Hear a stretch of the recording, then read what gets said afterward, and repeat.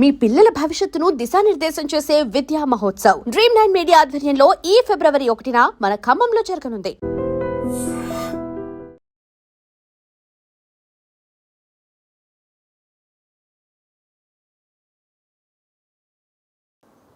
ఈటెల రాజేందర్ పేరు ఎందుకు వినిపిస్తుంది? గర్వాపసిలో ఈటెల రాజేందర్ కూడా ఉంటారు, మీరు వస్తే బాగుంటుంది అనేది ఒక బీఆర్ఎస్ నుంచి కూడా ఒక వాదన అనేది ఉందని. ఇక వాళ్ళే ప్రమోట్ చేస్తా అంటారు, ఇట్లాంటివన్నీ వాళ్ళే ఇట్లాంటి ప్రమోట్ చేస్తారు.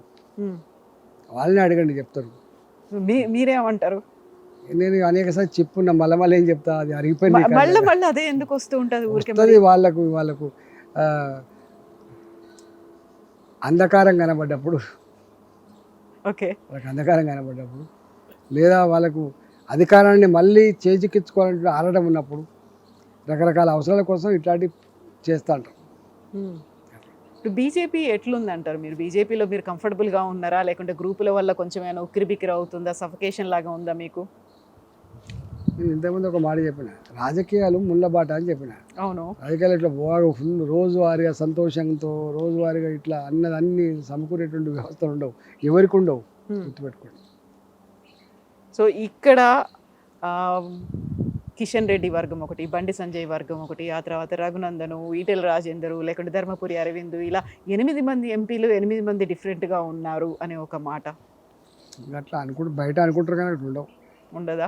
నిన్న ధర్మపురి అరవింద్ ఒక మాట అన్నాడు, నేను రఘునందన్ కలిస్తే బీఆర్ఎస్ పార్టీని గల్లంతు చేస్తాము అనేటువంటి మాట. అక్కడ కేవలం ఆ ఇద్దరే ఉన్నారు, మొత్తం బీజేపీ గురించి చెప్పలేదు ఆయన. తెలియదు మరి వాళ్ళు ఏ కాంటాక్ట్స్ అన్నారో వాళ్ళని అడగండి. ఓకే, సో ఇప్పుడు ఈటెల రాజేందర్ నెక్స్ట్ అధ్యక్షుడు అవుతారా, కేంద్ర మంత్రి అవుతారా? ఇప్పుడు తెలియదు కదా, ఏమీ తెలియదు మీకు అసలు. ఇప్పుడు అధ్యక్షుని అయితేనా లేకపోతే మంత్రి అవుతా ఇట్లా చెప్తారండి మాది. సో ప్రధానంగా రామచందర్ వచ్చిన తర్వాత కావలసినటువంటి, లేకుంటే అంత పవర్ఫుల్గా ఉండాల్సినంత బీజేపీ లేదు, అంత అగ్రెసివ్నెస్ కనిపించట్లేదు, చాలా సాఫ్ట్గా ఉండడం అనేది కలిసి రాలేదు అనేటువంటి ఒక మాట ఉంది. సో అందుకని బండి సంజయ్ని మళ్ళీ అధ్యక్షుడిగా తీసుకొస్తారు, మిమ్మల్ని కేంద్ర మంత్రిగా తీసుకెళ్తారు అనే మాట. తెలియదండి, ఏమీ తెలియదు మీకు అసలు ఏం జరుగుతుంది అసలు బీజేపీలో అనేది? రొటీన్గా మా కార్యక్రమాల్లో మేము నిమగ్నమై ఉంటాం తప్ప ఏముంటుంది. మీ కార్యక్రమాల నిమగ్నం అంటే పొద్దున వచ్చింది మొదలు ఆల్మోస్ట్ బయట ఒక 50 కార్లు ఉన్నాయి, ఒక గ్రూపులుగా ఒక 6-7 గంటలుగా వాళ్ళతో మాట్లాడినారు. అయినప్పుడు మీరు మల్కాజిగిరి ఎంపీ అయినప్పటికీ కూడా హుజురాబాద్ని అస్సలు వదులుకోదలుచుకోలేదు, హుజురాబాద్ మీద కంప్లీట్ హోల్డ్ అనేది మీరే పెట్టుకోవాలని ఉన్నది అనేది. అట్లేం ఉండదండి, మేము ఒక హుజురాబాద్కో ఒక మల్కాజిగిరికో పరిమితమైన నాయకులం కాదు కదా.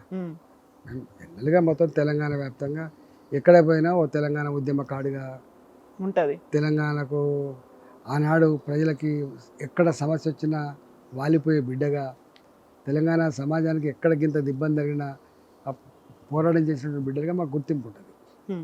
రాష్ట్ర మంత్రిగా పనిచేస్తుంది, మంత్రి అంటే ఒక జిల్లాకు మంత్రి ఉన్నాడు కదా, టెక్నికల్గా జిల్లాలో ఉన్నప్పటికీ కూడా తెలంగాణ వ్యాప్తంగా పరిచయాలు ఉంటాయి కదా.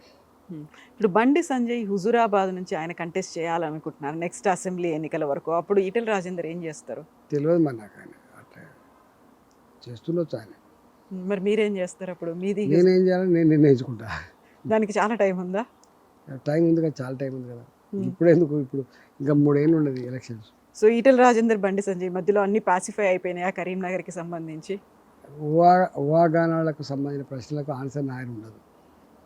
సో మీడియా ముందు కూడా మాట్లాడినటువంటి మాటలు, లేకుంటే కరీంనగర్ లీడర్ల మీద ఒక ఇండైరెక్ట్గా మాకు చేసినటువంటి స్ట్రాంగ్ స్టేట్మెంట్లు, కామెంట్లు, సందర్భాన్ని బట్టి మాటలు వస్తాయి కదా. సందర్భాన్ని బట్టి, అప్పుడున్నటువంటి సర్కమ్స్టాన్సెస్ని బట్టి, అప్పుడున్న భౌతిక పరిస్థితిని బట్టి, అప్పుడున్న వాడిని బట్టి, వెడిని బట్టి, జరిగిన పరిణామాలను బట్టి మాట్లాడుతుంటాం కదా. ఆనాడు మాట్లాడి మళ్ళీ ఇలా మాట్లాడేది రేపు మాట్లాడకపోవచ్చు కదా, సందర్భాన్ని బట్టి ఉంటుంది. సో అంతా కలిసికట్టుగానే ముందుకు కలిసి వెళ్తారా? తప్పకుండా అనుకుంటున్నాం. అంటే అనుకుంటున్నారు, అది కేవలం ఈటెల రాజేందర్ అనుకుంటున్నాడా? అందరి దగ్గర నుంచి కూడా అదే మాట ఉందా? అందరూ అనుకోవాలి కదా, లీడర్ అంటూ కూడా మొట్టమొదటి ఉండాల్సిన క్యారెక్టరే కలిసిమెలిసి పనిచేయాలనే క్యారెక్టర్ ఉండాలి. దానికోసం ఏం చేయాలంటారు? ఈ మధ్య కాలంలోనే విన్నది, ప్రధానమంత్రి నరేంద్ర మోదీ తెలంగాణ ఎంపీలతో మాట్లాడారు, ఆ తర్వాత ఛత్తీస్గఢ్ మిగతా రాష్ట్రాల ఎంపీలతో మాట్లాడినప్పుడు ఇక్కడ మనం అనుకున్నంతగా చెయ్యట్లేదు, ఓవైసీని చూసి నేర్చుకోండి, సోషల్ మీడియా కావచ్చు మిగతాది ఏదైనా కానీ అంతగా అగ్రెసివ్గా వెళ్ళట్లేదు అనేటువంటి ఒక మాట. మాట్లాడరా? నో కామెంటా? చూడాల్సింది, నేర్చుకోవాల్సింది, ఫాలో అవ్వాల్సింది ఏం లేదా? సందర్భం అయితే చెప్తాం.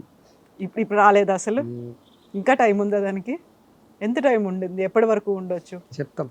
సో ఇప్పుడు లోకల్ బాడీ ఎలక్షన్స్ అనేవి ఉన్నాయి. ఇప్పుడు మళ్ళీ ఫోకస్ పెట్టాల్సినటువంటి అవసరం ఉంది. ఏం చెయ్యాలంటారు? తెలంగాణ బీజేపీ ఎలాంటి పిలుపునివ్వాలంటారు?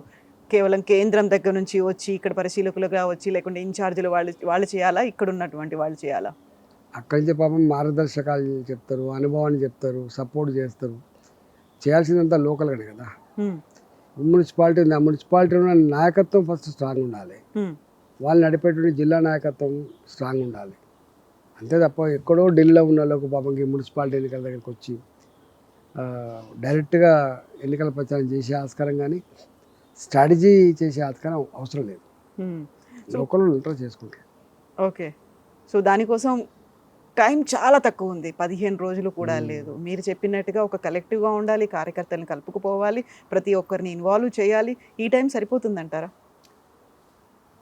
స్థానిక సంస్థల ఎన్నికలు కదా, చిన్నవి కదా. మున్సిపాలిటీలు అంటే జస్ట్ 1000 ఓట్లు 5000 ఓట్ల కంటే ఎక్కువ లేవు నాకు తెలిసి. అయినప్పటికీ కూడా చాలా ప్రెస్టీజియస్గా భావిస్తున్నారు ఎందుకో అంటే గెలుపు అనేది తప్పకుండా ప్రెస్టీజియస్ తీసుకుంటుంది ప్రతి పొలిటికల్ పార్టీ. ఇవన్నీ బేస్ కదా. అవును. రేపు వాళ్ళకి ప్రభుత్వాన్ని ఏర్పాటు చేయాలంటే సర్పంచ్లకు గెలవాలని కోరుకుంటాం, ఎంపీటీసీలు గెలవాలని కోరుకుంటారు, మున్సిపాలిటీలా క్యాప్చర్ చేసుకోవాలని కోరుకుంటాడు. ఇవన్నీతో పాటు అవి ఉంటేనే అది తప్ప కేవలం అక్కడ మాత్రమే అధికారం ఉండి మిగతా అన్ని లేకపోతే కూడా సమగ్రమైన అభివృద్ధి కానీ కోఆర్డినేషన్ కానీ ఉండే ఆస్కారం ఉండదు.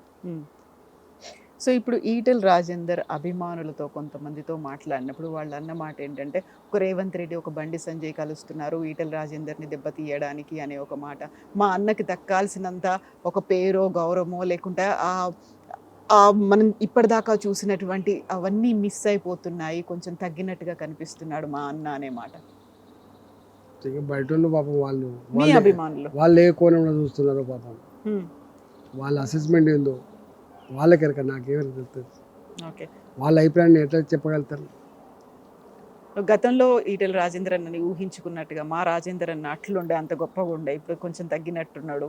ఏముండదు, సైలెంట్ గట్టినే ఉన్నా, ఇప్పుడు గట్టినే ఉంటా, రేపు కూడా గట్టినే ఉంటా. ఓకే. ఏం మార్పు ఉండదు.